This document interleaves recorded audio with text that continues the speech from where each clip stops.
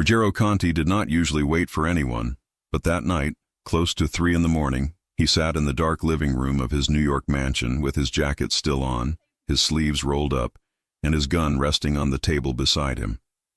The house was silent, the city lights reflecting faintly through the tall windows. His men had gone home hours ago. The meeting was over.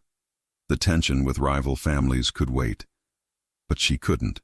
Grace, his maid, the woman he had barely noticed for months, always moving quietly through the hallways in her plain uniform, hair tied back, eyes lowered, voice soft.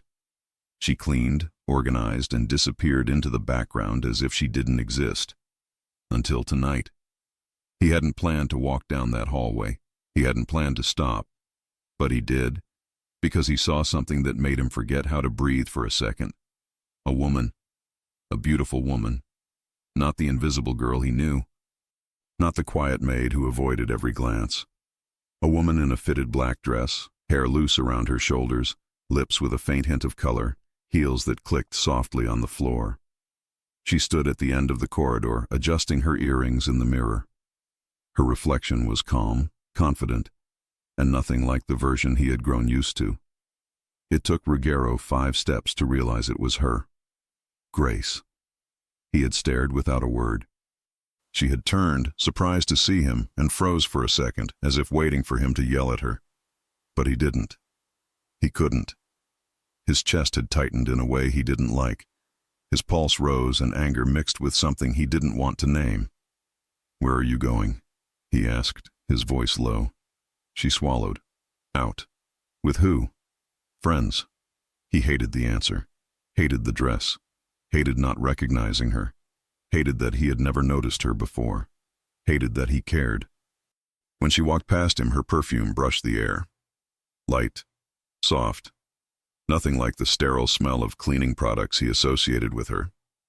She didn't look back. She left through the main door, and the sound of her steps faded. He ordered 2 men to follow her without explaining why. And now, hours later, Ruggiero sat still, jaw clenched, eyes on the front door, waiting for her to come back inside. The clock turned 3:07 a.m. He heard steps outside. A key turned softly in the lock. Grace entered, closing the door carefully, thinking everyone was asleep. She took 2 steps into the living room and froze when she saw him sitting there in the dark. Her eyes widened.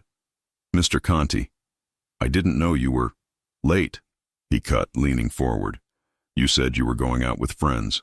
That usually ends before sunrise." Grace straightened her shoulders. "I'm off the clock. My schedule after work isn't your responsibility." He stood. His height made her tilt her head back. It was the closest they had ever been. Her makeup was smudged from hours of dancing. Her hair was slightly messy from the night air. Her cheeks were flushed. She looked alive. It irritated him more. "You came home alone," he said, voice tight. "Yes." "You shouldn't walk alone in this city, not at this hour." She frowned. "I've been doing it for years." "Not anymore." "Why?" she asked, arms crossing. He didn't have an answer that made sense. "Because you look like trouble? Because every man who saw you tonight looked too long? Because I didn't know you could look like this and now I can't unsee it." He simply said, "You work in this house. That makes your safety my responsibility." She shook her head, annoyed. "This is control, not concern." He stepped closer. "Call it whatever you want. Just don't come home this late again." Her breath caught for a second. Not out of fear, but because she didn't expect him to sound jealous. Jealous. He felt it again. It tasted like fire. "Good night, Mr. Conti," she whispered, moving past him and heading toward the stairs. He didn't sleep, not even for a second. He kept seeing her hair loose, her smile, the way she laughed with her friends when his men followed her to the nightclub. He had watched everything through the SUV window. Grace dancing, Grace hugging a guy, Grace shining in ways she never did in his house. He hated every part of it. By morning, Ruggiero was sitting at the long dining table, coffee untouched, eyes fixed on the doorway. He didn't know why he felt restless. He didn't know why he had been so affected. But he knew something had shifted inside him. Footsteps approached. Grace entered the dining room, not in her uniform, but in jeans, a fitted top, light makeup, and a jacket thrown casually over her arm. Again, he felt his jaw lock. "Going somewhere?" he asked, not hiding his irritation. She nodded. "Yes. It's my day off." "Dressed like that?" Her eyebrows raised. "What's wrong with the way I'm dressed?" He didn't answer. Because the truth was simple and unacceptable. She looked beautiful again. Natural, fresh, young, and absolutely not invisible. "Where?" he demanded. She let out a slow breath. "I have a second job." His eyes narrowed. "Since when?" "Since before I came to work here." He stood. "Where is it?" "That's personal. It becomes my business if it puts you in danger." She shook her head. "I'm not in danger, Mr. Conti. I work at a club, bartending. That's it." "A club? The same one from last night?" The thought hit him like a punch. He stepped closer. "I'll drive you." "No," she answered immediately. "Absolutely not." He tilted his head slightly. No one denied him. No one. But she did. "I said I'll drive you." He repeated, firmer. "I said no. I don't want my boss showing up where I work. It would be strange. And uncomfortable." Uncomfortable. He didn't understand why that word bothered him so much. "I don't like surprises," Ruggiero said. "And I don't like being followed," she shot back, her expression sharp. He froze. She knew. She had felt it. He didn't apologize. He never apologized. Instead, he walked around the table and grabbed his keys. "If you don't tell me the address," he said calmly, "I will find it myself." Grace closed her eyes for 1 second, frustrated, then gave him a tired look. "Please don't cause problems for me. I need that job." His chest tightened. "For money?" he asked. "Yes." He didn't like that answer either. He didn't like anything about this situation. "You're leaving now," he said, voice controlled. "I'll follow, whether you want it or not." Grace stared at him, stunned, angry, confused. He didn't wait for her reaction. He grabbed his coat, walked out the door, and headed to his black SUV. From the entrance, she watched him with disbelief. He wasn't bluffing. He wasn't going to let her go alone. Not today. Not ever again. She exhaled, defeated, and walked down the steps. Ruggiero opened the passenger door for her. She hesitated for a moment, then got in. He closed the door gently but firmly and walked to the driver's side. She buckled her seatbelt without a word. He started the engine, eyes forward, jaw tight. "Give me the address," he said. "No." He turned to her slowly. "Grace." She glared at him. "I said no." He inhaled once, deep, dangerous. "Then I'll follow you," he decided. She clenched her fists. "Fine." She stepped out of the car and walked down the driveway. He stayed behind her at a distance, letting her lead. 5 minutes later, she reached the sidewalk and headed toward the subway entrance. He followed from inside the SUV, the engine humming quietly. His eyes locked on her. She sensed his stare but didn't look back. Only when she was about to enter the station did she stop, turn, and face the SUV. The morning sunlight hit her hair. Her expression was annoyed, tired, and strangely sad. "Don't follow me to work," she said loudly enough for him to hear. Ruggiero lowered the window and leaned slightly toward her. "You don't get to decide that. You're my employer, not my owner. For now." She blinked. "What does that mean?" He didn't answer, not because he didn't know, but because he didn't like the answer forming in his mind. He watched her disappear into the subway station. 5 seconds. 10 seconds. He placed both hands on the steering wheel, fighting the urge to go after her. Then he started the engine again. He wasn't going home. He wasn't finished. Grace had a second life. A life he had never known. A life he was about to see up close. Because Ruggiero Conti followed her anyway. Straight to the nightclub. Straight to the place where she hid the version of herself she never showed him. Straight into the world that would break his control in ways he didn't expect. Ruggiero Conti did not belong in that kind of club, and everyone knew it the second he walked in. The bouncer at the door straightened his back. The music softened in his ears for a moment as his focus narrowed on the man in the dark suit, open collar, sharp eyes. People moved out of the way even though he did not ask. Ruggiero just walked, shoulders relaxed, expression calm, two of his men a few steps behind. Neon lights cut through the dim interior. The beat was loud, bodies close, drinks high in the air, and there she was. Grace stood behind the bar with her hair tied in a high ponytail, a black tank top, jeans, and an apron with a row of pens and bottle openers clipped to it. Her makeup was simple, but enough to bring out her eyes. She poured drinks with fast hands, smiled at customers, and shouted orders to the back with a strong, clear voice he had never heard in his house. She laughed at something a man said. The sound reached him under the music. Ruggiero stopped near the wall and watched. Ethan Collins stood beside her, mixing a drink and bumping her shoulder playfully. Grace rolled her eyes, smiled, and moved around him with ease. They were comfortable, close, used to each other. Ruggiero's hands curled slowly into fists. "Boss?" one of his men asked at his side, unsure. "You want a table?" Ruggiero tore his gaze from the bar and scanned the room. "That corner," he said, pointing to a high table with a view of the entire floor. "Nobody else sits near us." "Yes, sir." In minutes, the staff had cleared the area. No one asked why. Nobody wanted trouble. Ruggiero sat with his back to the wall. From there, he saw everything. The bar, the dance floor, the entrance, the emergency exits, and Grace. She noticed him 10 seconds later. Her entire body stiffened. The glass in her hand almost slipped. Her eyes widened, and for a moment she just stared. The music, the people, the lights kept moving around her, but she stood still, shock written all over her face. Ethan followed her line of sight. His expression changed from relaxed to tense in 1 second. He whispered something to her. She nodded, swallowed, and forced herself to move again. She pretended to ignore Ruggiero. He did not pretend anything. He watched as men leaned over the bar to talk to her, as hands brushed the counter too close to hers, as a man in a leather jacket tried to make her laugh again. She kept a safe distance, but it was not enough for Ruggiero. "Who owns this place?" Ruggiero asked, voice low. "Guy named Ben Turner," his man replied. "Keeps it clean, pays for protection like everyone else." "Tell him I'm here."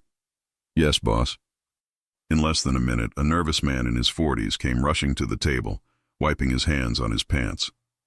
"Mr. Conti," Ben greeted, voice shaking. "Didn't know you were coming.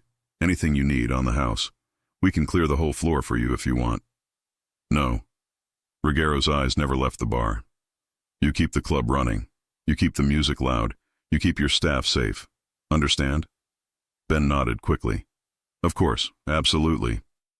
"If there's any problem?" "If there is a problem," Ruggiero cut, "it will be because you let something slip. And then we will have a different conversation." Ben swallowed hard. "Understood." Ruggiero lifted his chin toward the bar. "How long has she been working here?" Ben followed his look. "Grace, around a year maybe. She's good. No trouble, no drama.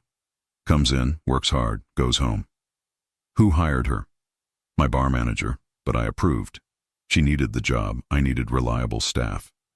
Ruggiero was silent for a beat. "She ever had problems with customers?" "Nothing serious. She knows how to say no. And I have security watching." "Make them watch closer," Ruggiero said. "Especially tonight." Ben nodded again, almost bowing. "Yes, sir."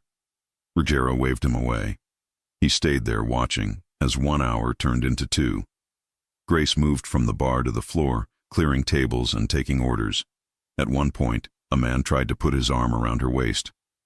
She stepped aside quickly, grabbed his wrist, pushed it back to his own drink, and gave him a look that said she would not tolerate that. Ruggiero respected that. He still hated the fact that anyone had the chance to try. When her break finally came, she walked toward the hallway that led to the staff area. As she passed, her eyes flicked to Ruggiero's table. He stood. His men took a step forward, but he raised one hand. "Stay." He followed Grace into the hallway. The music softened behind them. The light grew dimmer. the corridor narrow and lined with doors to small offices and storage rooms. Grace kept walking until she reached the end, where the noise was distant and the air a bit cooler. She turned sharply. "What are you doing here?" she demanded. Ruggiero stopped 2 steps from her. "I told you I don't like surprises. This is my job," she shot back. "My second job. I didn't invite you. You did not have to. You live under my roof. That makes your safety my concern." She let out a bitter breath. "No. It makes my salary your concern. My safety is my problem." His eyes hardened. "You walk alone at night. You arrive home at 3 in the morning. You serve drunk strangers. That makes it my problem too." "I've been doing this long before I met you," she replied. "I'm still here. That doesn't mean you will always be." She stared at him, chest rising and falling faster. "You followed me here. You watched me work. Do you see how wrong that is?" "What I see," he said, stepping closer, "is a woman who should not be carrying heavy trays until 4 in the morning just to keep paying for things she should not have to pay alone." She froze. He had hit a nerve, even if he did not know exactly which. "How much do you need?" he asked bluntly. Her eyes flashed with anger. "I didn't ask you for money. I didn't say you did. I'm asking how much you need so you stop putting yourself in stupid situations." Her chin lifted. "Serving drinks is not stupid. Working is not stupid. What's stupid is thinking you can fix everything with money." "I can fix a lot with money," he said, unbothered. "Rent, hospital bills, debts, all the things that keep you tired enough to accept a second job in a place full of drunk idiots." "Don't talk about this place like that," she snapped. "Ben gave me a job when no one else wanted to. Ethan covers shifts for me when I'm exhausted. This club saved me when things were bad. You don't get to walk in here and insult it." He watched her face tighten at the word saved. "Things were bad?" he repeated slowly. "How bad?" She looked away. "That's not your business. Everything that can get you hurt is my business. You're not my father," she said, voice shaking slightly. "You're not my husband. You're my boss. I clean your house. That's all." He stepped that last bit of distance between them. Her back almost touched the wall now. His shadow fell over her. Her breath rushed out, but she held his gaze. "Grace," he said softly, "I don't mix business with personal life. Ever. But I am telling you now. This is not just about work. If something happens to you because I look the other way, I will not accept that." Her heartbeat pounded in her ears. She hated the way his words affected her, hated the way concern sounded in his voice, hated that a part of her felt safer with him there. She pushed it down. "I need this job," she said in a lower tone. "I send money every month. My aunt is in a clinic in Pennsylvania. She can't work. I pay part of the bills. And I still have old debts from when I trusted the wrong people. You don't know any of that. So don't tell me to quit. Don't tell me to stop coming here. I can't." His jaw clenched. "I didn't know. Now I do." "And what changes?" she asked. "I decide how to protect you. I did not ask you to." "That does not matter." Silence fell between them for a moment. Her eyes dropped to his shirt. This was the first time she saw him outside the mansion's cold lights. Here in the club's corridor, his presence felt heavier. His forearms were tanned and strong, veins visible under his skin. A faint line of a scar crossed one of his hands. She raised her head again. "You're crossing a line." He nodded once. "I know." He took a step back, giving her space. "You finish your shift," he said. "My men are outside. They follow you home. No exceptions." She opened her mouth to protest, but he cut her off with a look. "I am not asking," he said. She glared at him, frustrated, but there was something else in her eyes now. A battle. Part of her wanted to scream at him. Another part of her felt a strange relief. "Go back to your table," she said. "People are staring. Let them."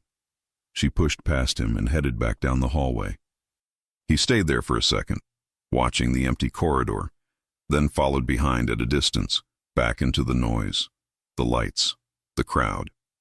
He stayed until her shift ended. He watched her step out the back door with Ethan, laughing at something he said.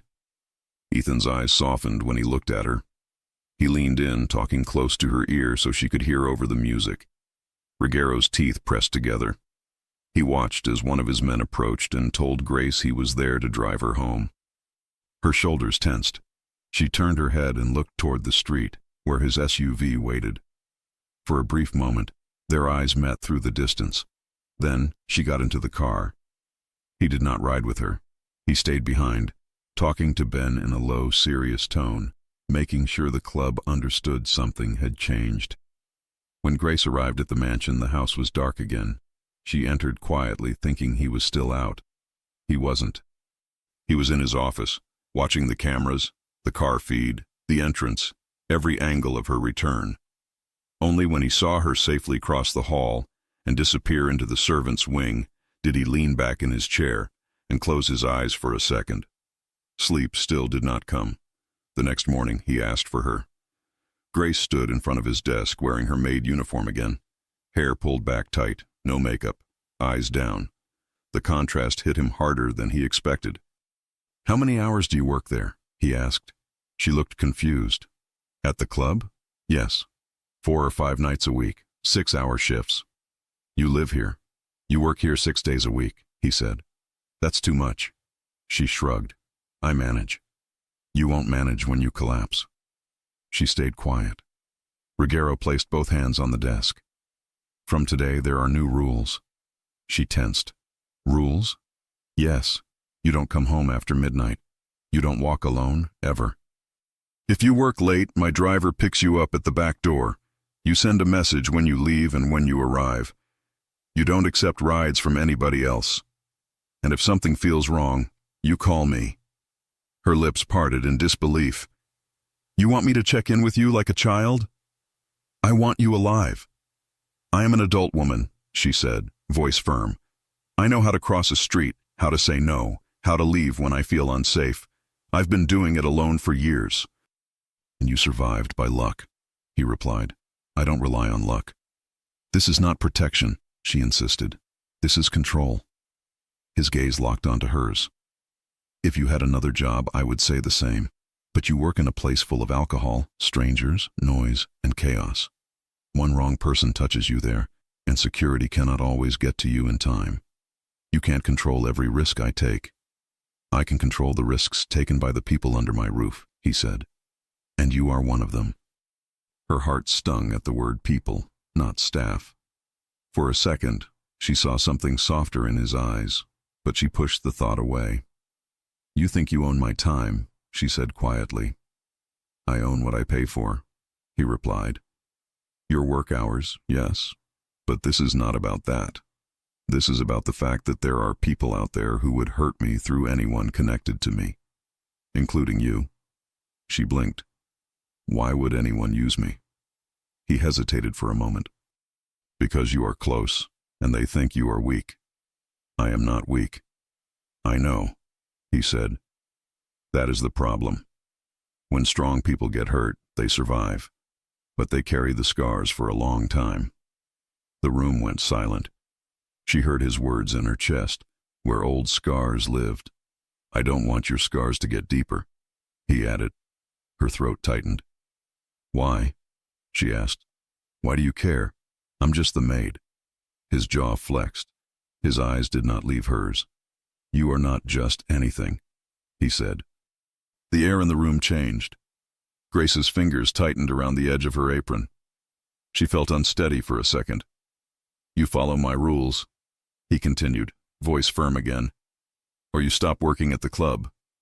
Her head snapped up. "You can't ask me to quit." "Yes, I can. I need the money." "Then I will increase your salary." She laughed once, humorless. "You really think everything has a price?" "Everything does." "Not my freedom," she replied. He studied her face. "Your freedom does not help your aunt pay for treatment. Your freedom does not clear your debts. Your freedom does not keep you safe in a dark alley." "My dignity does," she shot back. "And it disappears when someone else decides where I can go and what I can do." The words hit him. He did not like the feeling that came with them. He leaned back in his chair, trying to regain distance. "I am not your enemy, Grace." "It doesn't feel that way," she whispered. He exhaled slowly. "The rules stay. You can hate them. You can hate me, but you follow them. We are done." She stared at him for a long second, then turned on her heel and walked out of the office. All day, the air in the house felt tense. Grace moved through the rooms with robotic precision. She dusted, washed, arranged, and avoided looking in his direction. She had never felt his presence so strongly before. Every time she knew he was close, her muscles tensed. In the late afternoon, she stood alone in the kitchen, washing the last of the breakfast dishes she had not had time to do earlier. Warm water ran over her fingers. She didn't hear him come in. "You're quiet today," Ruggiero said from the doorway. She jumped slightly and turned. "I have work to do." He walked to the counter and opened the fridge, grabbing a bottle of water. "You usually hum when you clean." She blinked. "I do?" "Yes." She hadn't noticed. He twisted the cap and took a drink. "Why do you hide?" She frowned. "Hide what?" "How you look." Her face heated. "This is how I look." "This is how you choose to look here," he corrected. "Hair tied back, no makeup, uniform 2 sizes too big. At the club you are different. You stand straight, you laugh, you don't try to disappear." She looked back at the sink. "At the club, I need tips. Here, I just need to do my job." "That's not an answer." She scrubbed harder at a plate. "When I was younger, men stared a lot. Too much. At work, on the street, everywhere. Sometimes they didn't accept no. It got worse when one of them had power." Her hands slowed. "So I decided it was easier to vanish. No clothes that drew attention, no makeup in most places. I put my hair up. People looked past me. That felt safer." Ruggiero studied her, his expression unreadable. "Did someone hurt you?" She swallowed. "Someone tried to control my life because he thought he could. He had money, connections, and a temper. I left that job and started over. Wearing this uniform helps me remember I'm not on display. I am invisible. Invisible is simple. Not to everyone," he said quietly. She looked at him. He set the bottle down. "You can keep the uniform. You can tie your hair. If it makes you feel safer, do it. But don't confuse hiding with being protected. They are not the same." Her chest squeezed. "Sometimes hiding kept me alive," she said. "Sometimes hiding makes you an easier target," he replied. Those words unsettled her. "Finish your work," he said softly. "Then rest. You have your shift tonight?" "Yes. My driver will be at the gate at 7. She didn't argue this time. He left the kitchen. Hours later, after she was gone, Ruggiero walked into the security room. Screens covered the wall, each one showing a different camera from the house, the outside perimeter, and the feed from the car. He rewound the footage from the night before, from the club. He had asked his men to hook into the external street cameras and some from inside, thanks to the protection agreement with Ben. On the screen, he watched Grace move behind the bar again. He watched her smile at customers, talk to Ethan, refuse a man's hand on her. It should have been just another busy night. But then he saw him. In the back of the frame, near a pillar, a man stood alone. No drink in his hand, no smile, no movement with the music. He just watched the bar, watched Grace. Ruggiero narrowed his eyes and paused the video. "Zoom in," he told the guard in the room. The guard adjusted the camera feed. The face became clearer, dark hair, cold eyes, a small scar near the mouth. Ruggiero's breath slowed. He knew that face. "Do we have him in the system?" he asked. The guard typed quickly, pulled up a file. "Yes, boss. Associate of the Romano family. Name, Eric Maldonado. Extortion, trafficking, enforcement. Dangerous. Last seen in Queens." Romano. Rival family. Ruggiero stared at the frozen image. Eric was not looking around the club. He was not scanning exits or checking on a deal. His eyes were only on Grace. "How long was he there?" Ruggiero asked. "About an hour, boss. Came in, watched, left. No contact." "Did he follow her?" Doesn't look like it, but we don't know if he came on other nights. Ruggiero's fingers tightened at his side. He looked at Grace frozen on the screen mid-laugh. She wasn't just a maid with 2 jobs. Someone dangerous had already noticed her. From now on, Ruggiero said, voice low and calm, we watch that club every night. We run through all security footage from the last month. If that man shows up near her again, I want to know the second it happens. Yes, boss. He turned, eyes still on the screen for one last moment. He had thought this was just about jealousy. It wasn't. Someone from Victor Romano's circle had his eyes on Grace.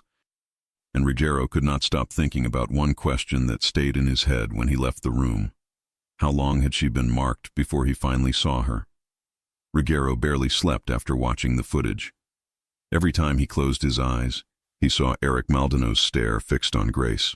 Cold, calculating, patient. He had seen that kind of look before. It was the look of a man who chose his targets quietly and waited for the right moment to strike. Morning came with a heavy sky. Ruggiero, already dressed, walked through the hallway where Grace usually started her day. He expected to see her dusting shelves or checking the laundry room, but she wasn't there. She was in the kitchen with the cook, tying her apron, hair pulled back, eyes tired from another late shift. She greeted the cook softly, then turned and froze when she saw Ruggiero at the doorway. Mr. Conti. Come with me, he said. The tone left no room for argument. She followed him to his office, hands twisting the apron strings. He closed the door behind them. We need to talk, he said. Grace exhaled. If this is about last night. It is, he interrupted. But not for the reason you think. She frowned. Then what is it about?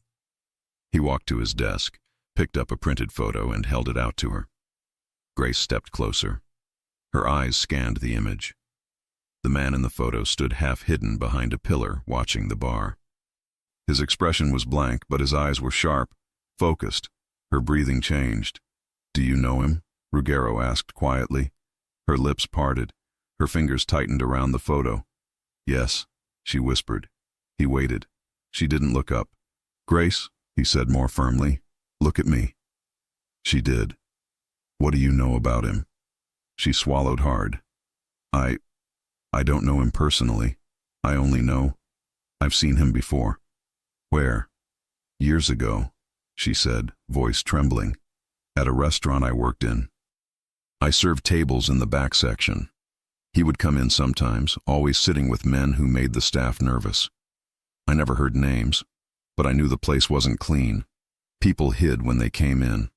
The owners whispered. Then one night there was a fight in the parking lot. A man ended up in the hospital. The next week the restaurant closed. Ruggiero studied her carefully. Why would he be watching you now? Grace looked lost. I don't know. You do. His voice stayed calm but firm. Something happened back then. Something you aren't telling me. She shook her head, panic rising. No, I didn't do anything. I didn't talk to anyone. I didn't testify. I didn't get involved. I just quit and left the city. You left everything behind, he said, not judging, just putting the pieces together. Grace's eyes dropped to the floor. I didn't want trouble. You saw something, Ruggiero said. Something worth remembering. And now someone connected to the Romano family is following you. Grace closed her eyes tightly, as if trying to block a memory. Ruggiero's jaw flexed. He stepped closer. Grace, tell me. She opened her eyes slowly. Her voice was thin. One night, after closing, I was cleaning the tables in the back. 2 men came through the kitchen door. They didn't know I was there. They were arguing. One of them was Eric Maldonado. The other was someone older. I didn't know the names, but they were talking about a meeting going wrong, about someone being taken care of. I dropped a fork, and they saw me. Eric looked at me like he was memorizing my face. Ruggiero's pulse tightened. Grace hugged her arms around herself. The restaurant owner told me the next morning it was safer if I quit. He said people were asking questions about staff. I left that same week. I moved, changed my phone number, worked in places where nobody paid attention to me. I just wanted to disappear. Her voice cracked. Ruggiero felt something sharp twist in his chest. Not pity. Something deeper. Something he didn't like feeling. "And you think Maldonado recognized you now?" he asked. "Yes," she whispered. "Or maybe he never forgot me." Ruggiero took the photo from her trembling hands. "You should have told me this from the beginning." "I didn't think it mattered," she said. "I didn't think I mattered." He closed the space between them so fast she had to lift her head to look at him. "You matter," he said, voice low. Her breath caught. He forced himself to step back. "This changes everything. From now on, you don't go anywhere alone. You don't take the subway. You don't walk outside the mansion without someone with you, and you don't go to the club tonight." She shook her head, panicking. "I have to. I need the money." "You're not going. I can't afford to lose that job. I'll cover it," he said. "I don't want your money," she said through her teeth. He matched her stare. "You want to stay alive?" She froze. His phone buzzed. Logan Parker's name flashed on the screen. Ruggiero answered. "What?" "We found Maldonado's car near the mansion last night," Logan said. "Parked 2 blocks away. Stayed there for 30 minutes. Left around the time Grace got home." Grace stiffened. Ruggiero's eyes darkened. "Did he approach?" "No, but he's watching her." "And boss?" Logan hesitated. "There's something else. Someone inside our side may have tipped Romano off." Ruggiero frowned. "A leak?" "My guess? Someone low-level but with access to staff records or routines." Ruggiero's jaw tightened. "Find them." "Already on it." Ruggiero hung up. Grace watched him, fear creeping into her expression. "Someone was outside the mansion?" "Yes." "Watching me?" "Yes." She backed into the wall without realizing it, hands shaking. "Grace," Ruggiero said, stepping toward her. "Listen to me. Nobody is touching you. Not while you're under my roof." "Why?" she whispered, voice breaking. "Why would they come after me?" "Because you were in the wrong place years ago," Ruggiero said. "Because you saw something that involved them. And because hiding doesn't erase you from their memory." Tears filled her eyes, but she blinked them back. "I can't go through that again," she whispered. "I can't." "You won't," he said. Her voice shook. "You're saying that like you can control everything." "Because I can." She looked at him, really looked at him. Not as a boss. Not as a man trying to control her, but as someone who carried danger like a shadow and yet stood in front of her like a shield. "You can't protect me forever," she said softly. "I don't need forever," he replied. "I need until this ends." She looked tired, small, human, and for the first time Ruggiero saw how heavy her life had been long before she stepped into his mansion. He spoke again. "You're moving rooms." She frowned. "What?" "You're not staying in the servants' wing anymore. Too isolated, too easy to access from outside windows. You'll move to the secure floor." "The secure? That's near your room." "Yes, that's inappropriate. That's safe." "I don't want to be watched," she insisted. "You'll be protected." She pressed her lips together, angry, afraid, overwhelmed. "This is too much," she whispered. "It's necessary." He walked to the door and opened it. "Come. I'll show you where you'll stay." She followed him reluctantly, up 1 floor, past locked doors, past security panels. He opened a quiet hallway with only 4 rooms, his bedroom at one end, a guest suite at the other. He opened the guest room door. "This is yours." Grace stepped inside slowly. The room was twice the size of her old one, with a bed covered in clean white sheets, a window facing the garden, a private bathroom, and thick walls that muted the entire mansion. She turned to him. "I don't belong here." "You don't belong where someone can reach you through a window," he replied. "But this feels like—" She hesitated, searching for the right word. "It feels like I'm being kept. You're being protected. By force." He didn't deny it. She ran a hand over her face. "This is not normal. This is not what a job is supposed to be." "You think this is about your job?" he asked. She froze again, His voice quieted. If this were just about work, I would fire you and move you somewhere safer, but I'm not doing that. Her chest rose quickly. Why?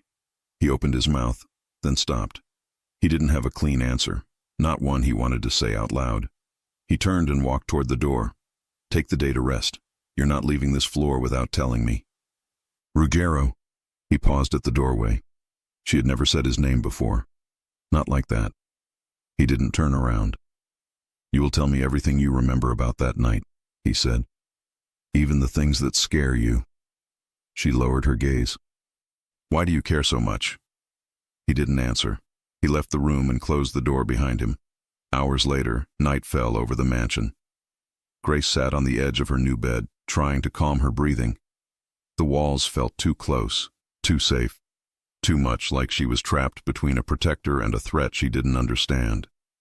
A soft sound echoed from the hallway. Ruggero on the phone, voice low, angry. She stepped closer to the door, listening. Rebecca, he said, I need the file from the Romano case, the one with witness reports, the one everyone was told to ignore. Send it encrypted. A pause. I don't care if it's confidential. Send it. Grace pressed her ear closer, pulse rising. Ruggero continued. Someone inside my family is leaking. Someone with access to movement schedules. Someone who knew which nights she left the house. Grace's stomach twisted. Then his voice dropped lower. And one more thing. Her name showed up in a report connected to my father's old operations. That doesn't make sense. I want every document on that too. Grace's eyes widened. Her name? In a Conti file? She backed away from the door, suddenly dizzy. A connection she never knew about. A past she never asked for. A danger she had run from for years, now tied directly to the man who claimed he wanted to protect her. She sank onto the bed, heart pounding. What if Ruggero wasn't the one saving her? What if she had walked straight into the house of the man whose world had destroyed her life once before? She swallowed hard, fear rising. Because if that was true, she wasn't safe at all. Grace didn't sleep that night. She lay in the large, unfamiliar room, staring at the ceiling while the weight of Ruggero's phone call echoed in her ears. Her name was in a Conti file. Someone from his organization knew she left the mansion at night. Someone connected to the Romano family was watching her. Every thought tightened her chest until she felt she could barely breathe. By morning, she was exhausted, but she still forced herself out of bed and tied her hair back. She didn't want to draw more attention than she already had. When she stepped into the hallway, Ruggero's bedroom door opened. He came out in a dark shirt, sleeves rolled, hair slightly damp from the shower. His eyes scanned her quickly, checking if she had slept, if she was scared, if she was thinking about running. Good, he said quietly. You're up. We need to talk. Her stomach twisted. About what? About everything you overheard. She stiffened. I wasn't trying to. I know. His voice remained calm. But now we're not avoiding anything. We finished this conversation today. He walked past her, expecting her to follow. She did. Inside his office, the windows were half open, letting in the cold morning air. Papers were spread across the desk. One file sat in the center, thick, stamped, and recently delivered. Grace stared at it with dread. Ruggero stood behind the desk and crossed his arms. Sit. She did, hands twisting in her lap. He opened the file. Your name appears in a report from 8 years ago, he said. A report tied to an operation that went wrong. My father was connected to it. She felt the room tilt. She didn't speak. She waited. The report mentions a meeting at a restaurant you worked in, he continued. The same night you say you saw Maldano. Grace's throat tightened. So, your family was involved? He shut the file gently.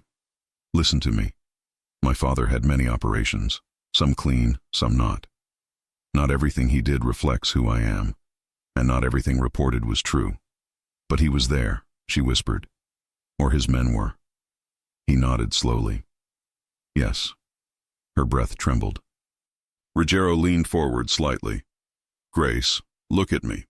She raised her gaze, even though it hurt to do it. You have every right to be afraid, he said calmly. You have every right to question everything. But understand this, whatever happened back then, I did not send anyone after you. I did not know you. I did not know your name until the day you stepped into my house. It was the first time he sounded almost vulnerable, not aggressive, not controlling, just honest.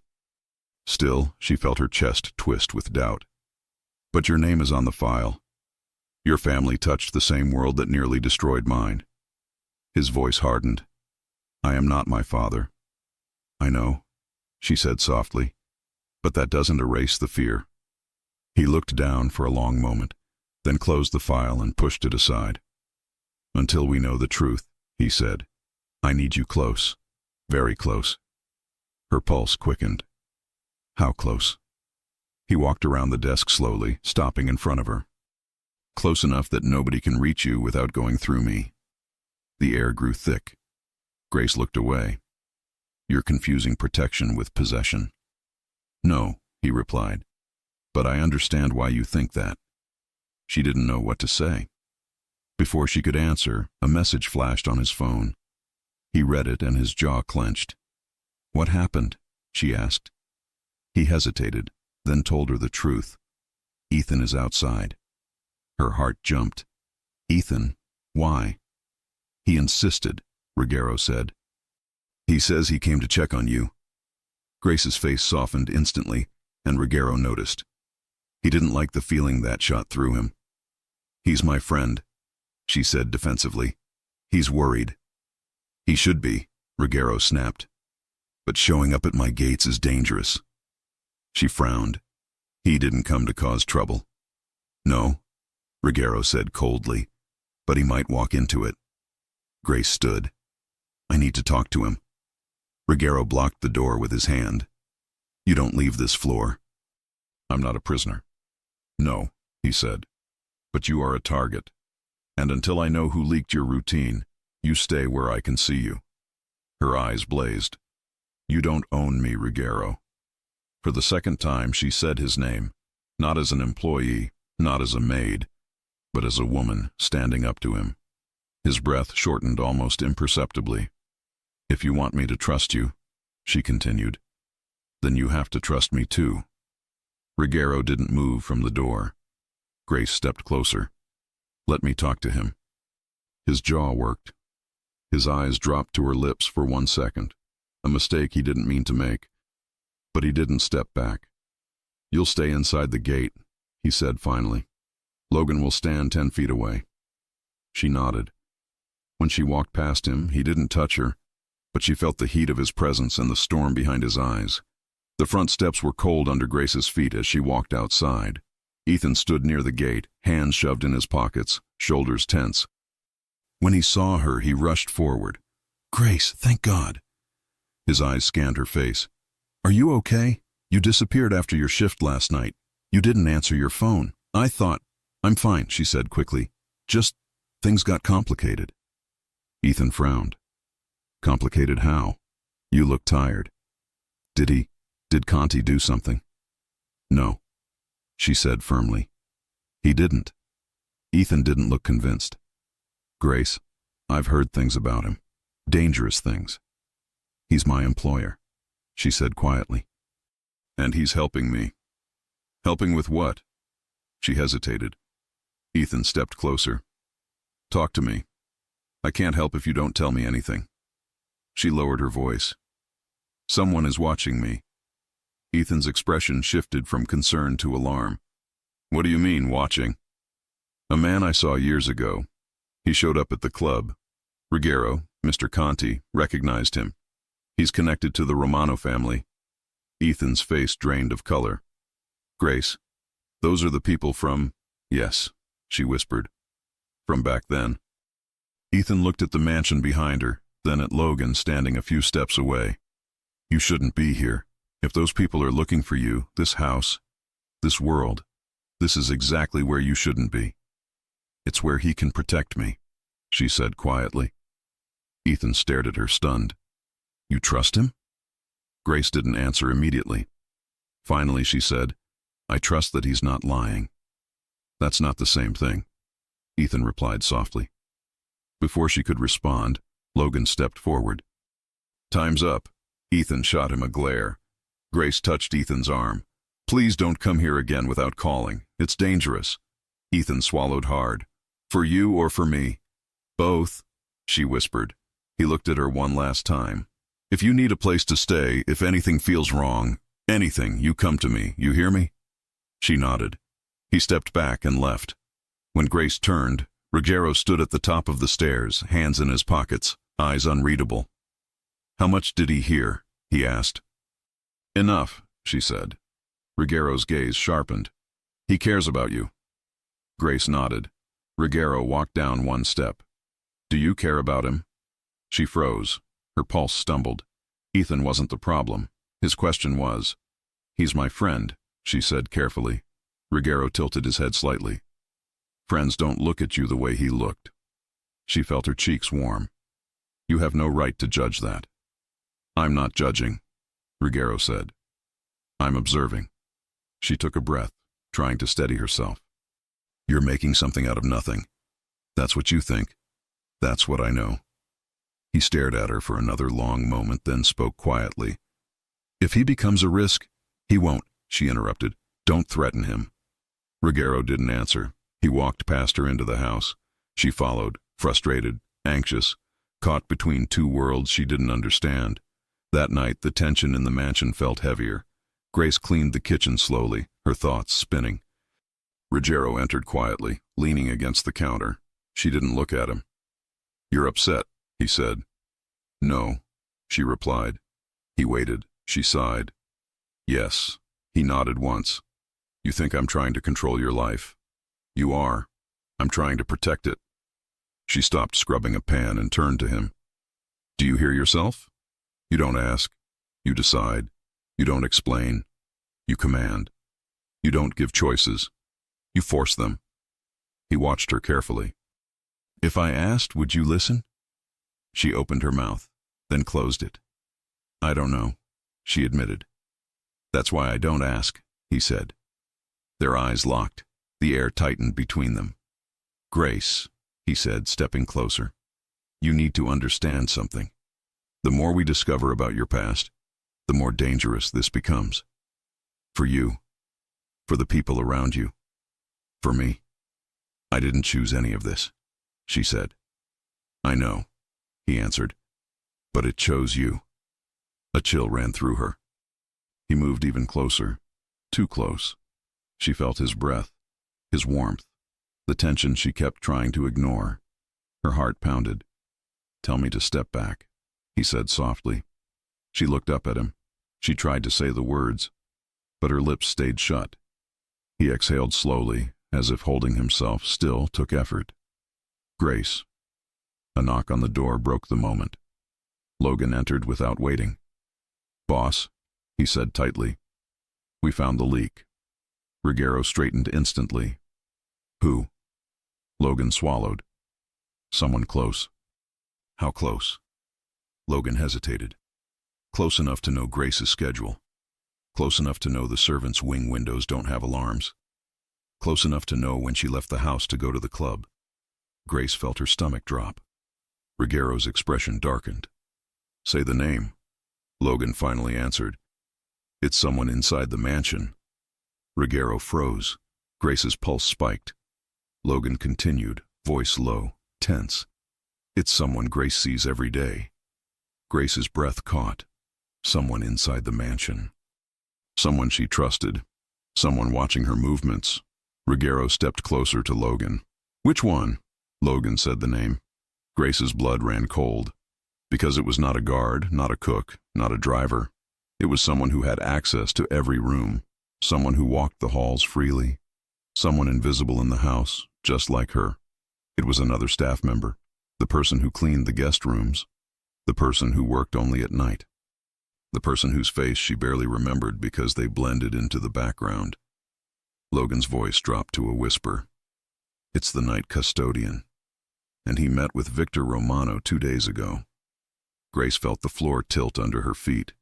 Grace could barely process the name that came out of Logan's mouth. The night custodian. A man she barely noticed. Someone who moved quietly through the halls, always looking down, always avoiding eye contact. He worked at the hours when most of the staff slept.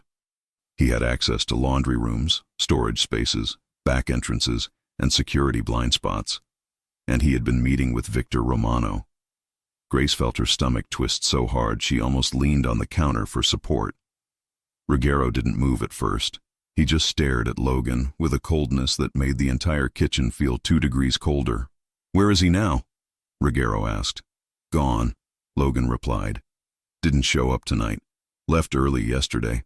Cameras caught him at the back gate around 2 a.m. He hasn't returned." Grace hugged her arms around herself.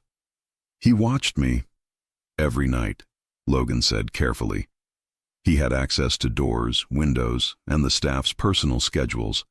If he wanted to keep track of you, he could do it without anyone noticing. Her skin crawled. Every memory of walking alone through the servants' corridor suddenly felt dangerous. Ruggiero's jaw flexed. "Find him. Find him before Romano does." "We're working on it," Logan said. "But boss, there's a bigger problem." "What now?" Ruggiero snapped. Logan hesitated, then pulled out his phone. "We traced the custodian's last known location. He went straight to the same nightclub where Grace works." Grace felt her blood drain. "He was inside?" she whispered. "We don't know. Cameras outside caught him entering through the back alley." "When?" Ruggiero asked. "Last night." Grace's breath caught. "That was the night I worked the late shift." "Yes," Logan confirmed. "And we found his car parked 2 blocks from the mansion before that." Grace grabbed the edge of the counter. "He's been following me for days." Ruggiero turned to her instantly. "Not anymore." But Grace couldn't breathe. Every shift at the club flashed through her mind. The crowded tables, the dark corners, the men coming and going. How many times had she walked past him, never realizing who he really worked for? Logan continued. "Maldonado is involved. The custodian met with him twice." Ruggiero's voice dropped dangerously low. "Then Maldonado is the one who wants her." Grace's chest tightened. "Why? Why now?" Ruggiero didn't answer right away. He picked up the Conti file from his desk, flipping to the page with her name. His eyes scanned the lines again. Then he looked at her. "Grace, the witness from the restaurant, the one who saw the meeting 8 years ago." She nodded nervously. "That witness disappeared shortly after. Dead. Romano blamed a leak. Someone talked." Grace's face went pale. "But it wasn't me." "I know," Ruggiero said. "But Maldonado thinks you might have seen more than you realized. And if you disappear now, it looks clean. They're covering old tracks." Grace sank into a chair. "I tried so hard to be invisible. I thought it worked." Ruggiero stepped beside her and placed a hand on the chair's back, close enough to feel his presence but not touching her. "You were invisible," he said, "until someone inside my house pointed directly at you." Grace's eyes stung. Ruggiero's voice softened. "We're going to fix this." Before she could answer, Logan's phone buzzed. He read the message, then swore under his breath. "Boss, we have movement." Ruggiero straightened. "Speak." 2 black cars spotted near the club, plates connected to Romano's crew. They're circling the block. Grace's pulse jumped. "Ethan is working tonight." Ruggiero was already grabbing his jacket. "Logan, get the car." Grace stood instantly. "I'm coming." "No," Ruggiero said. "I'm not staying here alone," she insisted. "Not when they're involved. Not when people I care about might be in danger." He froze at that word, care, but didn't address it. "Stay close to me," he said. They rushed to the SUV. The drive to the club was fast and silent. Ruggiero kept his eyes on the road, one hand tight on the wheel, the other resting near his gun. Grace's hands shook on her lap. She kept replaying her shifts, her walks home, the shadows in the alley behind the club. She had always believed danger lived far from her. Now it felt like it had been beside her for weeks. When they reached the block, the street hummed with music and neon lights. But something felt wrong. Too quiet in some corners. Too many men standing near parked cars. Too many eyes moving toward the entrance. Logan pulled out his weapon and checked the magazine. Ruggiero turned to Grace. "Do not leave my side." "I won't." He opened the door and stepped out. She followed close behind, heart hammering. As they crossed the street toward the alley behind the club, Grace stopped suddenly. Ethan. He stood near the back door, throwing trash into the dumpster, talking to another staff member. He hadn't seen them. Grace's relief broke through her panic for a second. But before she called his name, Logan's hand grabbed her shoulder sharply. "Don't move," Logan whispered. She froze. Ruggiero stepped forward, eyes narrowing. From the dark end of the alley, a van rolled forward slowly. Its headlights were off. Grace's heartbeat thundered. "Logan, there," Ruggiero ordered. Logan moved instantly, lifting his gun, stepping in front of Grace. The van accelerated. "Ethan!" Grace screamed. Ethan turned at the same moment the van doors swung open. Masked men jumped out. Everything happened at once. Gunshots exploded. Ethan dove behind the dumpster. Grace screamed. Ruggiero grabbed her, yanking her behind a row of metal crates, shielding her with his own body as bullets slammed into the wall behind them. "Stay down!" he shouted, but Grace was already shaking violently, the sound of gunfire tearing through her chest. Ruggiero aimed his gun around the crates and fired. Logan fired from the left, hitting one of the masked men. Two more tried to rush Ethan, but Ruggiero shot another in the leg, sending him down screaming. The van reversed suddenly, trying to escape. But Logan hit the tire. The van swerved, crashed into a trash bin, and the last masked man tried to run. Ruggiero tackled him hard, pinning him to the ground, gun to his skull. "Who sent you?" Ruggiero demanded. The man spit blood. "You know who." "Say it." "Maldonado," the man hissed. "He wants the girl." Grace felt the world spin. Ethan rushed to her side, grabbing her arms. "Grace, are you okay? Did they hit you?" "I'm fine," she whispered, shaking uncontrollably. "I'm fine." Ruggiero slammed the man against the pavement. "Why now? Why tonight?" The masked man laughed darkly. "Because your leak gave the schedule. He said this was her last shift before you locked her down."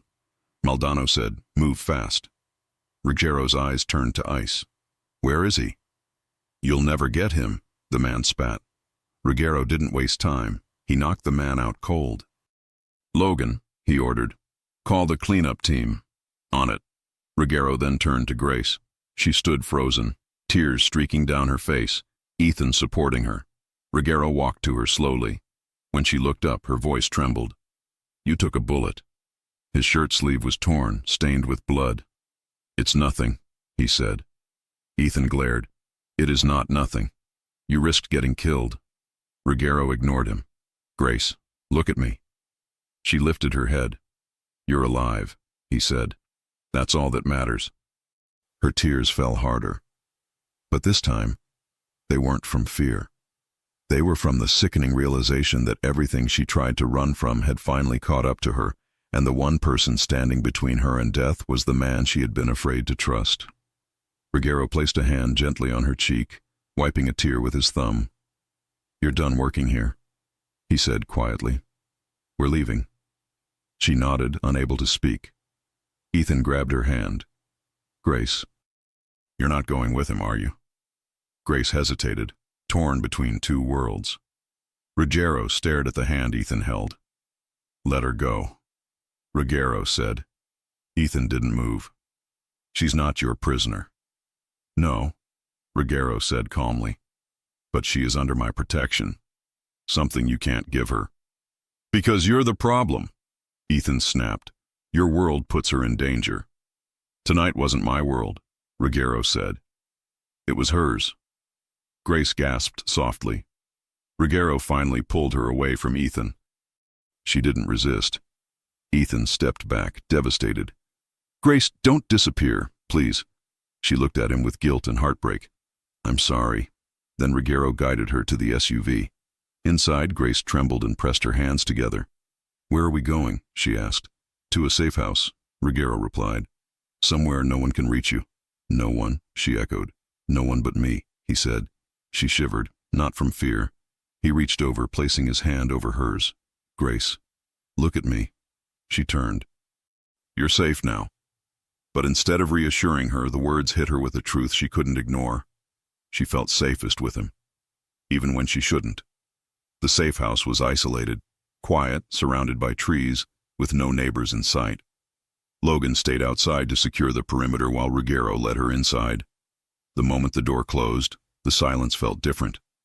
Heavy, intimate, warm. Grace sat on the couch, hands shaking. Ruggiero knelt in front of her, gently taking her wrists. "You're not alone," he said.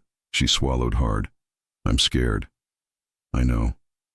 He lifted her hands to his chest, letting her feel his heartbeat. Steady, controlled, grounding. "You're shaking," he murmured. She closed her eyes. Everything happened so fast. When she opened them again, his face was inches from hers. "Ruggiero," she whispered. "Someone died because of me. Someone is after me. And now Ethan." "He's safe," Ruggiero said. "My men will watch him." "Why are they doing this?" she asked. "Why do they want me so badly?" He hesitated, then told her the truth. "Because someone told them you were the only survivor of a meeting that ruined their operation. Maldonado believes you know something that could expose Romano." Grace felt the blood drain from her face. "But I don't know anything," she whispered. "You know enough that they want you gone." Her breath broke. He stood slowly. "There's more." Her eyes widened. "What do you mean?" He walked to the dining table, grabbed a second file, and opened it. "Grace, someone approached you years ago, someone from law enforcement." Her heart slammed. "Did they ask you for information about the Romano and Conti families?" Her lips parted. She didn't want to remember. But she nodded. "A federal agent," she whispered. "He told me I might have seen something. He asked if I could help, but I didn't want to get involved. I told him no, and I never spoke to him again." Ruggiero watched her carefully. "Did you tell him where you moved?" "No." "Did you tell him your new job?" "No." "Did you tell him anything about me?" "No," she shouted, breath shaking. "I tried to disappear. I didn't betray anyone." Ruggiero's voice softened. "I didn't say you did." She sank onto the couch, burying her face in her hands. He sat beside her slowly. "Grace, listen." She lifted her head, eyes red. "You being approached by an agent made you a loose thread in their world. And loose threads get cut." She inhaled shakily. "And you? Why are you doing this? Why protect me? Why put your men, your life, your name at risk for me?" Ruggiero stared at her. He didn't speak for a long moment. Then finally he did. "Because I can't lose you." Her breath caught. He moved closer, lifting her chin gently with one hand. "Because every time you walk into danger, my chest feels like it's on fire. Because you don't run from me like everyone else does. Because you make me want things I shouldn't want." Her lips parted. "Ruggiero." He leaned in, slow, controlled. His breath brushed her cheek. "Tell me to stop," he whispered. She couldn't. She didn't. She leaned in, too. And then his lips met hers. The kiss was slow at first, then deepened as if he'd been holding back for days. She gripped his shirt, pulling him closer. He cupped her face, sliding his thumb along her jaw, kissing her with a hunger that made her tremble. When he finally pulled back, his forehead rested on hers. "This doesn't change the danger," he said quietly. "But I won't pretend anymore." She touched his cheek gently. "Neither will I." Before he could kiss her again, Logan's voice blasted through the door. "Boss!" Ruggiero jumped up instantly, gun out. Grace's chest tightened with fear. Logan burst inside. "We found the traitor, and we found out who he works with." "Who?" Ruggiero demanded. Logan swallowed hard. "It's worse than we thought." "He wasn't working alone." Ruggiero's eyes narrowed. "Who else is involved?" Logan took a breath. "Someone from inside your circle met with Victor Romano tonight, and they're planning a hit on you." Ruggiero froze. Grace's hand flew to her mouth. Logan continued. "And boss, the meeting is happening right now." Ruggiero stepped forward. "Where?" Logan met his eyes. "At Grace's nightclub." Grace's heart stopped. Grace felt the room drop away the moment Logan spoke those words. A meeting. A betrayal. A planned hit. And all of it happening right now at her nightclub, the place where she served drinks, laughed with co-workers, and thought she was safe. Ruggiero's voice cut through the shock like a blade. Who met with Romano? Logan didn't blink. Someone high enough to know your movements, high enough to know you came here tonight, high enough to know you would leave the mansion to protect her. Ruggiero's eyes narrowed. Say the name. Logan swallowed. Darren Russo. Grace froze. She knew that name. Darren had been in the mansion almost every day since she started working there. He handled repairs, deliveries, staff schedules, always polite, always blending into the background. Quiet, helpful, friendly, a man no one noticed. And that was exactly why he had been the perfect leak. Ruggiero took one step, then another, his jaw locked. Russo had access to cameras, schedules, staff routines. And your meetings, Logan added. He was there during the briefings. He heard everything, Grace whispered. He knew when I worked at the club. He knew everything, Logan said. Ruggiero didn't waste another second. We move now. Logan nodded. The SUV is still hot. No plates, no trackers. Grace stood, trembling. I'm coming. Ruggiero turned. No, you stay here. She shook her head violently. My co-workers are there. Ethan is there. You said Romano's men plan to hit. That place will turn into a battlefield. And that's exactly why you're staying behind. I am not staying, she cried. I'm not hiding while people I know get hurt. Ruggiero stepped closer, voice low. If something happens to you, Romano wins. Everything I've done becomes meaningless. And if something happens to them, she demanded, do their lives matter less? Ruggiero closed his eyes briefly. She didn't understand. Couldn't see the conflict. She was the center of the threat. The reason Romano was moving. The key piece in a game she never asked to play. But she mattered to him. More than she should. We don't fight about this, he said, voice sharp. Not now. She stepped closer, face inches from his. Then don't ask me to be someone who hides in the dark while others bleed. His breath caught. Logan cleared his throat awkwardly, trying to look anywhere but at them. Boss? We need to go. Ruggiero opened his eyes again. Grace, he said, stay behind me, no matter what. Her chest tightened. I will. It was the closest thing to permission he was going to get. They rushed out. The drive to the club was fast and brutal. Tires cut through the wet asphalt. Lights streaked past the windows. Grace sat between Ruggiero and Logan, gripping the seatbelt hard enough to hurt her palms. Tell me everything, Ruggiero said, eyes forward. Logan answered. Russo was seen entering the club through the back alley. Maldano's men followed. Romano is expected to arrive in person. In person? Ruggiero repeated. Logan nodded. Yes, this isn't about business. This is personal. They're done hiding. Ruggiero's jaw tightened. Then so am I. The SUV skidded to a stop 2 blocks away. Logan killed the lights. Approach on foot, Ruggiero ordered. Grace stepped out, heart pounding hard against her ribs. She could already hear shouting from inside the club. Glass breaking. Someone screaming. Her chest tightened. We're too late. Ruggiero took her arm. No, we're early enough. They ran. Smoke drifted through the broken front door of the nightclub. The music had stopped. The interior lights flickered. Figures rushed across the floor, some running away, others fighting. Ruggiero raised his gun immediately. Logan mirrored him.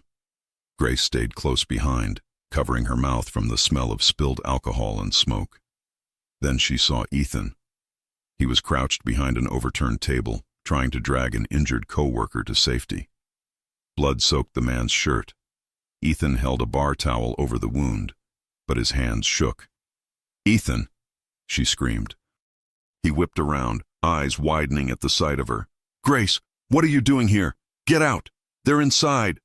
3 men burst from the VIP section, guns raised. Grace froze. Ruggiero didn't. He stepped in front of her so fast her breath caught. Gunshots exploded through the club. Ruggiero fired. 2 clean shots. each finding its mark. Logan took the third man. The gunfire echoed off the walls. Ethan stared at Ruggiero with shock and fear. "You... how... no time," Ruggiero growled. "Get him out the back." Logan rushed to help Ethan carry the injured man toward the rear exit. Ruggiero turned to Grace. "Stay with me." She nodded, but her eyes were fixed on the VIP hallway. The door was open, and the traitor stood there. Darren Russo. He wore the same plain clothes he always wore at the mansion. His hands were bloody, his eyes cold. He blinked once, recognizing her. Then he smirked. "You," he said softly. "You're harder to kill than I expected." Grace's stomach twisted. Ruggiero stepped forward, gun raised. "Don't breathe another word." Russo laughed. "She really has no idea, does she?" "Shut your mouth," Ruggiero warned. Grace grabbed Ruggiero's arm. "What is he talking about?" Ruggiero didn't answer. Russo did. "You think Maldonado wants you because of some random night 8 years ago?" Russo taunted. "No, sweetheart. He wants you because you were never invisible. You were the only one who saw his face during the operation, and Conti—" "Enough!" Ruggiero roared. Russo laughed harder. "And the best part?" Russo continued. "Your little maid was living under your roof the whole time. You brought the witness straight into your house." Ruggiero fired. But Russo ducked behind the VIP wall and sprinted deeper into the club. "Grace, stay here," Ruggiero yelled as he ran after him. But Grace didn't listen. She couldn't. Russo ran up the stairs to the balcony level. Ruggiero chased him. Grace followed close behind, heart hammering, legs trembling. At the top of the stairs, Russo shoved a server's cart toward Ruggiero. Ruggiero dodged it. Russo darted into the narrow corridor leading to the private rooms. Grace followed. Halfway down the hall, Russo spun, aimed his gun directly at her, and fired. Grace screamed and ducked. But the shot never hit her. Ruggiero slammed into her, shoving her behind him, taking the bullet in his shoulder. She gasped, grabbing him. "Ruggiero, I'm fine," he gritted out, raising his gun again. Russo ran. Grace looked at Ruggiero's bleeding shoulder in horror. "You're not fine." "I said I'm fine," he snapped, then softened his voice when he saw her shaking. "Grace, stay behind me, please." She swallowed hard and nodded. They continued down the hall. At the end, Russo reached the manager's office. He ran inside and tried to lock the door. Ruggiero kicked it open. Russo stumbled back. "You can't stop this, Conti. Romano wants both of you gone. Tonight is only the beginning." Ruggiero's hand shook with rage. "You used her. You fed her schedule to Romano. You brought men to her job. You put a target on her back." Russo sneered. "She was never yours to protect." Grace stepped forward. "Why? Why help them?" Russo looked at her, eyes cold. "Because your death buys my freedom. Romano offered me an easy future if I delivered you, and Conti's head." Ruggiero fired. This time, the bullet hit Russo's leg, sending him crashing to the ground. He screamed in pain. Ruggiero stood over him, gun aimed at his throat. "You're done," Ruggiero said. Russo spat blood. "Romano is coming. He's already inside." Grace's breath caught. "Inside where?" A voice cut through the hallway. "Right here." Grace turned slowly. Victor Romano stood in the doorway of the office. Tall, calm, hands in his pockets, flanked by 2 gunmen. His eyes landed first on Ruggiero, then on Grace. "Finally," Romano said, "the girl who ruined everything." Grace stepped back, trembling. Ruggiero raised his gun, standing in front of her as her shield. "You touch her, you die." Romano smirked. "You still don't understand, Conti. I'm not here for you. I'm here for her. You? You're just collateral if you get in the way. Over my dead body. That's the plan." Romano raised his hand. 2 gunmen lifted their weapons. Grace's heart nearly stopped. "Ruggiero," she whispered. He glanced back at her briefly. "Do not move." The first gunman fired. Ruggiero shoved Grace against the wall, shielding her again. Logan suddenly appeared at the other end of the hall, firing 3 rapid shots, taking down 1 gunman instantly. The second gunman lunged forward. Grace acted before she could think. She grabbed a broken bottle from the manager's desk and swung it, hitting the gunman's arm. The shot went wild, grazing the wall. Ruggiero finished the fight with a clean shot. Romano backed away, eyes narrowing. "You two just don't know when to die," Romano hissed. Ruggiero stepped forward. "You're not leaving this building." Romano smirked. "I already have men outside. Even if I fall here, she falls with me." Grace's stomach twisted. Then Romano's smile vanished as Logan aimed at him from behind. But Romano wasn't stupid. He ran. "Go after him!" Ruggiero yelled to Logan.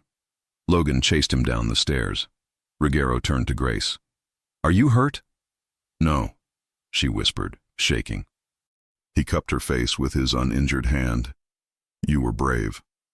"You got shot," she said, voice cracking. "Doesn't matter." "It matters to me." Their eyes locked. For a moment, the world around them disappeared. But it came back with a crash. Gunfire roared downstairs again. Logan shouted something Ruggiero couldn't hear. "Grace," Ruggiero said, gripping her face gently. "Listen to me. Romano won't stop, not unless I make a deal he can't refuse."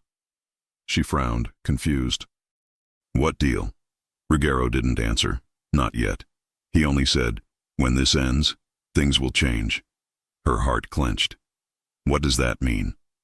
Another burst of gunfire shook the club. Ruggiero took her hand. "Stay with me." They ran down the stairs. Smoke filled the air.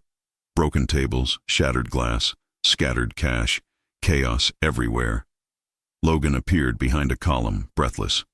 "Boss, Romano's escaping through the side exit." "I'm going after him," Ruggiero said. "You stay with Grace." "No," Grace said fiercely. "I'm coming." "You're not." "Yes," she insisted.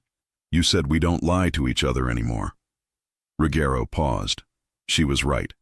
But he couldn't bring her into the final confrontation. "No," he said, voice firm. "You stay here with Logan." "But—" Ruggiero grabbed her face again, lowering his voice. "Grace, I need you alive." Her breath caught. Before she could argue, Ruggiero turned and ran toward the side exit. "Boss!" Logan shouted. "Stop!" But Ruggiero didn't stop. He was going after Romano alone. Grace pressed a hand to her chest, heart pounding in fear. Logan cursed under his breath. "Grace, stay behind me." "What is he planning?" she whispered. Logan hesitated, then answered honestly. "A deal. One he'll only tell you after it's too late." Grace's eyes widened. "What deal?" Logan didn't look at her. "He's going to offer Romano something that puts himself at risk, something that protects you no matter what." Grace felt the world tilt. "What risk?" she demanded. Logan finally met her eyes. "The kind men like Ruggiero only take once." Grace's breath stopped cold. "What is he going to do?" she whispered. Logan didn't answer. He just said the truth, the one thing more terrifying than any gunshot. He's going to sacrifice something he's never given up for anyone. Grace's throat tightened. "His empire?" "No," Logan said softly. "His life." Grace couldn't breathe after Logan's words. "His life," he'd said. "Not his power. Not his position. Not his control. His life." Her legs weakened. Logan grabbed her arm before she fell. "Stay with me. Don't panic." "Where is he?" she demanded, voice cracking. "Where did he go?" Logan's jaw clenched. "After Romano. If Romano escapes, the war continues. If Romano dies the wrong way, another war starts. Ruggiero thinks the only solution is a deal." "What deal?" Logan hesitated. "A full surrender. Immunity for you. Protection for a few loyal men. Ruggiero steps down. Disappears. Gives up everything." Grace shook her head violently. "He wouldn't do that." "For you," Logan said. "He already started." Grace's heart slammed against her ribs. "Take me to him. Now." "We can't go in blind." "I'm not asking," she snapped. "I'm telling you. Take me to him." Logan hesitated only 2 seconds, then nodded. "Stay behind me." They pushed through the back exit of the ruined club. Smoke drifted into the night. Sirens echoed in the distance. Broken glass crunched under their feet. A black sedan was parked crooked at the far end of the alley, one door open. Romano's car, gone. But then Logan pointed down the block. There. A warehouse stood across the street, abandoned, windows boarded, huge metal doors rusted shut. A faint light flickered inside. Logan cursed. He went in alone. Grace started running. "Grace," Logan called. But she didn't stop. She sprinted through the rain-soaked street, lungs burning, fear clawing up her throat. She pushed the warehouse door open. Inside, a single overhead bulb flickered, casting long shadows over concrete floors and rusted shelves. The air smelled like old metal and gasoline, and in the center of the room, Ruggero Conti stood face to face with Victor Romano. Romano had a gun. Ruggero didn't. Grace froze. Romano smirked when he saw her. Perfect timing. Ruggero's eyes widened. "Grace, get back." But she didn't. She stepped forward. Romano raised the gun toward Ruggero's chest. Grace screamed, "Stop!" Romano turned the gun toward her. Ruggero reacted instantly, stepping in front of her. Romano laughed. "Always the protector, always the fool." "You want to kill me?" Ruggero said, voice steady. "Fine, but let her go." Romano shook his head. "She's the whole reason we're here. You think I'm letting her walk away?" Ruggero raised his hand slowly. "Then take me instead." Grace gasped. "Ruggero, shut up," he whispered to her, voice shaking for the first time. Romano's eyes widened in amusement. "What is this? The great Ruggero Conti offering his life? For a maid?" "She is not just my maid," Ruggero said. The words hit Grace like a wave. Romano lowered his aim slightly. "Then tell me, Conti, what is she?" Ruggero looked at her, really looked at her. "She's the only person who ever made me want to leave this world." Grace's breath broke. Romano grinned, sensing the weakness. "So that's the deal? Your life for hers?" "Yes," Ruggero said. "No," Grace said fiercely. "No, absolutely not." She stepped in front of Ruggero. Romano blinked. "You're brave for someone with no leverage." "I have leverage," she said. "Me." Ruggero grabbed her arm. "Grace, stop." But she pulled away and faced Romano. "You kill me and you get nothing," she said. "No leverage over Ruggero, no advantage, no victory, because he'll hunt every one of you down. Deal or not?" Romano laughed once, short and sharp. "You think you understand how this works?" "I understand this," she said. "You want the past gone. I'm the last witness. But I don't know anything that helps you. I never did. Killing me won't erase your mess. And killing Ruggero won't fix your weakness." Romano's smirk faltered. Grace stepped closer. "You're running out of men," she said. "Out of power, out of time. That's why you need this deal as much as he does." Ruggero stared at her, stunned. Romano's jaw tightened. His gun wavered. Grace's voice softened, but her eyes stayed sharp. "Let this go. Take the deal. Save yourself." Romano's eyes flicked between her and Ruggero. He lowered the gun. "It's a good speech," Romano murmured. "But you're wrong about one thing." Grace frowned. Romano smiled coldly. "I don't need the girl alive." He suddenly raised the gun toward her. Grace's heart stopped. A gunshot echoed. One. Just one. Romano stumbled backward, eyes wide, a bullet lodged in his chest. He collapsed onto the concrete floor. Behind him, Logan stood in the doorway with his gun raised. Grace gasped. Ruggero pulled her into his arms instantly. "You're okay. You're okay." She buried her face in his chest, breathing hard, shaking uncontrollably. Logan approached cautiously. "He's gone, boss. It's over." Ruggero held Grace tighter. "No, it's not over. Not yet." They left the warehouse as police sirens grew louder. Logan had a cleanup team on the way. Ruggero kept his arm around Grace the entire time, guiding her carefully through the rain. Back at the safe house, the silence felt different. Heavy. Final. Grace sat on the sofa, wrapped in a blanket, watching Ruggero pace the room with blood still drying on his shoulder. He finally stopped. "We need to talk," he said. Grace nodded. "About the deal?" He looked at her, surprised she knew. "You were going to give up everything. she said softly. For me. Ruggiero exhaled slowly. I was prepared to disappear, change my name, leave my men with protection and vanish so Romano's family wouldn't retaliate. Grace's eyes filled. You would have faked your death. His silence told her everything. Why? She whispered. He stepped toward her, stopping right in front of her knees. Because I can survive losing my empire, he said quietly. But I can't survive losing you. Grace felt her breath tremble. You saved my life, she whispered. You saved mine, he replied. She looked at the blood on his shirt. You got shot again. I've had worse. It's not the point. He kneeled in front of her. Her heart jumped. Grace Miller, he said, I can't promise you a clean life. I can't promise peace every day, but I can promise honesty and loyalty, and that I will never let anything touch you again.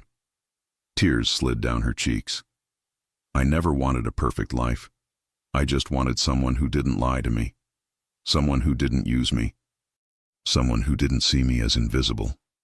You were never invisible to me, he whispered. She touched his cheek, gently tracing the line of his jaw. And you were never the monster I was told to fear. He leaned into her touch. She leaned forward. Their foreheads touched, and when their lips met, the kiss was slow, deep, and full of everything they'd fought through to get there. Love, fear, relief, possession, choice. He lifted her onto his lap. She curled her fingers in his hair. His hands gripped her waist, pulling her closer, as if he finally allowed himself to want something without holding back. When the kiss ended, both were breathless. What happens now? She whispered. Ruggiero sat back, hands still on her waist. Now? We leave. Leave? He nodded. I made one last arrangement with Rebecca. She filed documents placing Logan temporarily in charge of the neutral operations. The rest dissolves. My father's legacy ends with me. Grace blinked. You're walking away? Yes, he said simply. If I stay, someone else will try to use you against me. I won't allow that. She placed her hands on his shoulders. Where will we go? He smiled, small, real, unguarded. Anywhere you want. Grace's breath caught. I've never chosen anything in my life. You're choosing now. She swallowed. Then, somewhere quiet. Somewhere with real mornings and people who don't know our names. Ruggiero stood, lifting her effortlessly in his arms. Then that's where we go, he said. She laughed softly, holding on to him. You're bleeding, you know. We'll stop at a clinic, he said. Then we disappear. Disappear together? She asked carefully. He met her eyes. Yes, together. Grace's chest tightened with a warmth she hadn't felt in years. He put her down gently and reached for her hand. Let's start over, he said. Not as a maid and a boss. Not as someone hiding and someone protecting. Just you and me. She smiled, tears still shining in her eyes. I want that, she whispered. He pulled her close and kissed her again, slow, certain, and full of promise. Outside, the night was quiet. For the first time in a long time, neither of them were running.